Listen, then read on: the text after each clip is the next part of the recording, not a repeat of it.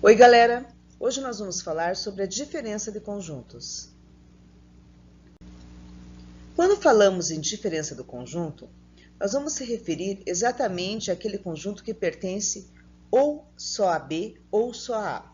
Veja o exemplo. Se eu tenho B menos A, são todos os elementos que irão se localizar nessa região do conjunto. Então, são elementos que estão somente em B, não tem interseção com A e não pertence a A. Observe o exemplo. O conjunto A, 1, 2, 3, 4, 5, e o conjunto B, 2, 4, 6 e 8. Bem, o que eu tenho em A e B ao mesmo tempo? O 2 e o 4. O que eu tenho somente em A é 1, 3 e 5. E o que eu tenho somente em B é 6 e 8. Se eu fizer A menos B é exatamente essa região verde. Então, os elementos que pertencem somente em A, que seria a diferença de A menos B, será 1, 3 e 5. Nesse próximo exemplo, nós temos o conjunto A, 2, 4 e 6, e o conjunto B, 1, 2, 3, 4, 5. Bem, vamos montar o diagrama fazendo a interseção. Então, a interseção será 2 e 4. O que pertence somente a A será o 6. E somente a B, 1, 3 e 5. Se eu quero a diferença de A menos B, é somente aquele que pertence a A, que no caso será o 6.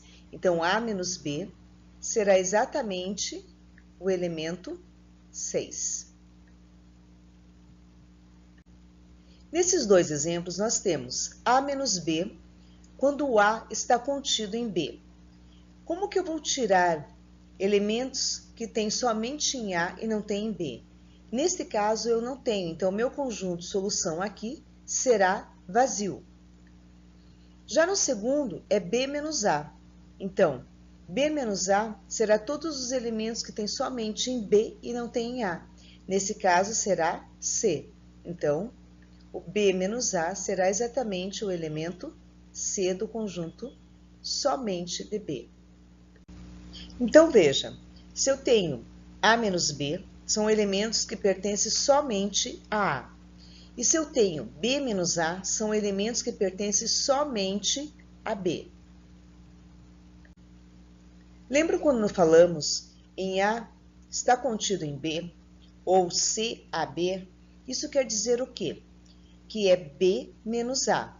Então, cada vez que você vê o símbolo CAB, significa que é a diferença entre B menos A. Exemplo, se eu tenho o conjunto A, 1, 3, 4 e 5, e o conjunto B, 1, 2, 3, 4, 5, 6, então será CAB significa B menos A. Então, os elementos de B menos A, que pertencem somente a B e não a A, será 2 e 6.